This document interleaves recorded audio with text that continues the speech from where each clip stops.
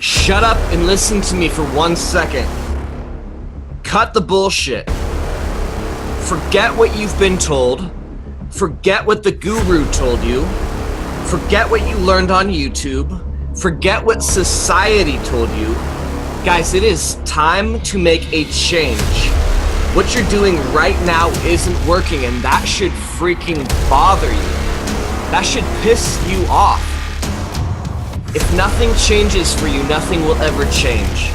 Society taught you to be a good little slave, a good little cog in the machine, stuck in the rat race for the rest of your life. If you are listening to this podcast, we are going to fix that ASAP, because that is not what you were designed for. So stop lying, stop listening to bullshit information. It's time to learn real estate the correct way, not the popular way, the correct way. That's why you're here. That's why you're listening to this. Welcome to Multifamily Mafia. Coming in hot with that new intro. Hope you guys like it. Hopefully it fires you up and wakes you up a little bit. I'm awake now. Man, I'm wide awake. Let's roll. Today we are talking about proof of funds. This is in response to a post in one of the groups that I am involved in, and I wanted to shed a little bit of light, give a little bit of clarity, and a little bit of response to the post. A little bit of a preamble here. Nothing wrong with the post that was made. Nothing wrong with the thought process. I cannot with a clear conscience not respond to it. I'm kind of a jackass. You guys probably noticed that. So the post went something like this. Taking on some heat, took some flack for demanding a POF and a bank statement from a buyer before I gave him any information on the property. I'm paraphrasing. This was like a week ago. I don't exactly remember, but essentially no information, demanded a proof of funds or a bank statement before he gave information. So that's what was said. Here is my response to that. I've never given a proof of funds in my life. I've never given a bank statement. And not only have I done well over $500,000 in wholesaling, I've also built a multi-million-dollar real estate portfolio, and I'm about to do that again. I'm very close to a second multi-million-dollar portfolio. I've never asked for proof of funds, and I've never given proof of funds. I will never ever give you my bank statement. None of your fucking business. So guys, if we're dealing with educated buyers and we've built the correct rapport and the correct relationship with a buyer, you should not have to say shit like that. Think about it. Go ask Grant Cardone for a proof of funds letter. Go ask Donald Trump for a proof of funds letter. You would never do that to a real buyer, right? So having a POF letter or showing a bank statement does not make somebody qualified or not qualified. It has nothing to do with anything. Trust me on this. So instead of just beating this guy up, here, this is what I would rather see you guys do. You guys are all listening to this because you want to learn. Maybe you find it amusing. Some of you guys are haters, probably in my new haters group. If you guys aren't in that group yet, it is called Jordan Payne Haters Group. People just talk shit and post funny memes about me. It's great. I love the press. Love it. So listen, here's my response. This is what I would rather see you do. Your phone rings and this is a interested buyer. Let's just pretend that it's me. Hey, my name's Jordan Payne. I saw your ad on Craigslist, Facebook, Instagram, Twitter, Twatter, whatever the heck you guys are doing up. I saw your ad. I'm interested in the property. That's me. I'm the buyer. Instead of you saying, hey, I'm not telling you shit until you give me a proof of funds or a bank statement, instead of saying that, this is what I would rather have you say. Jordan, greatly appreciate your time. Thank you for the interest in this property.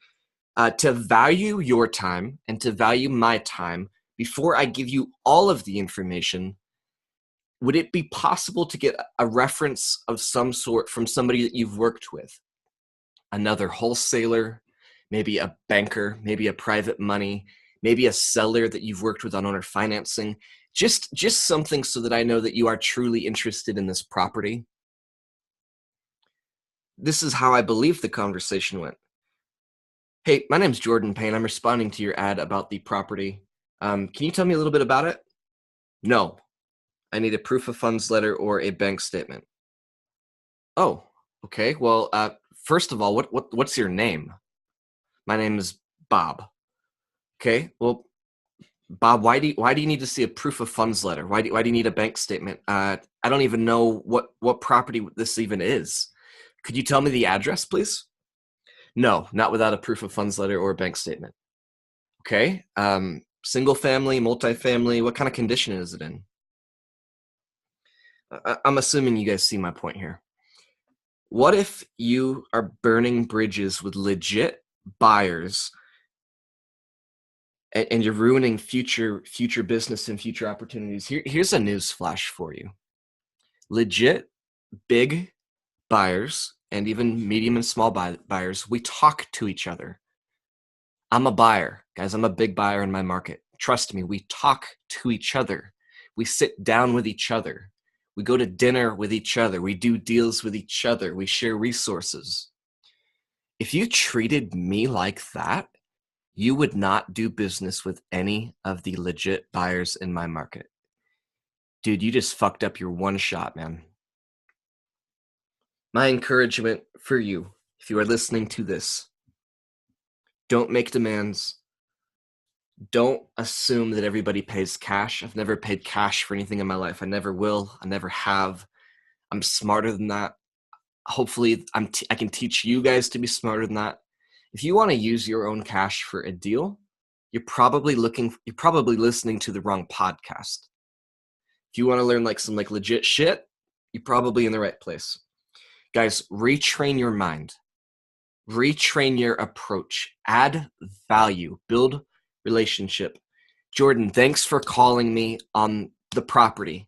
This is over, it's over on Main Street and 3rd, kind of right on that block. Jordan, can you tell me a little bit more about the last couple properties that you purchased? Now we're asking the right questions, guys. Whispering, guys. Well, Bob, the last property that I did in Laurel, Montana, true story, by the way, was a 14 unit. I got into it using none of my own money. This was a bank finance in pair with a seller carryback. The seller carried back the down payment. The bank funded the rest of it. I got into it for none of my own money, and it's cash flowing about $4,000 a month, passive, net. The property before that was a 10 unit. I bought it on owner financing, put $40,000 down, and I used private money for that. The deal before that was a 22 unit. These are all real deals that I've done recently, guys, by the way. Here's my point. I didn't pay cash for shit. So if you're demanding a cash buyer and you're demanding a proof of funds or a bank statement, I'm not going to give it to you. What if I use private money? You think my private money lender is going to give you his bank statement? Fuck no. Feck. No, it's not going to happen, guys. Let's build real relationships. Let's ask good questions. Here's a couple good questions. Tell me about the last 3 deals that you bought. Tell me how you like to buy. Tell me what kind of properties you are interested in. Single family, multifamily, rehab, no rehab. Tell me what kind of a price range, what neighborhoods you're interested in. Tell me what kind of deals you hate. Tell me what's your dream deal? What's the deal that you've just been waiting on? Those are the questions that you need to ask. Stop trying to qualify people with a piece of paper. You can go out and get a proof of funds letter for $1 million. It's going to cost you $3.99. It's fake. It's deceiving. It's a lie. It's not real. You really don't have that money. So understand, if you're looking for proof of funds, you might get some people that are fake. Because anybody can jump online, put in their email address, their name, pay $3.99 and get a fake piece of paper. Guys, hopefully that helps. Hopefully we are starting to shift our mindset a little bit. That's like the number one takeaway I want you to get from this podcast is how to shift your mindset to do real estate. Get away from the gurus, get away from the bullshit, get away from half of the information that you see in Facebook groups, get away from YouTube. Start learning real estate. Enjoy. Thanks again, guys. Greatly appreciate your time. If you have not subscribed to the podcast yet, please do that for me ASAP. iTunes, Stitcher, Google Play, YouTube, whatever device you're using, please subscribe and leave a comment. That allows people to find us better. As always, make sure you are following us on social media. Our Snapchat is The Kingdom REI. Facebook and Instagram is at The Kingdom Real Estate. Website www.thekingdomrealestate.com. You can find me personally. I've got multiple groups. I've got different pages and all of that. Jordan Stanley Payne. Type that into Facebook. You'll find me there. Thank you again. Have a great day.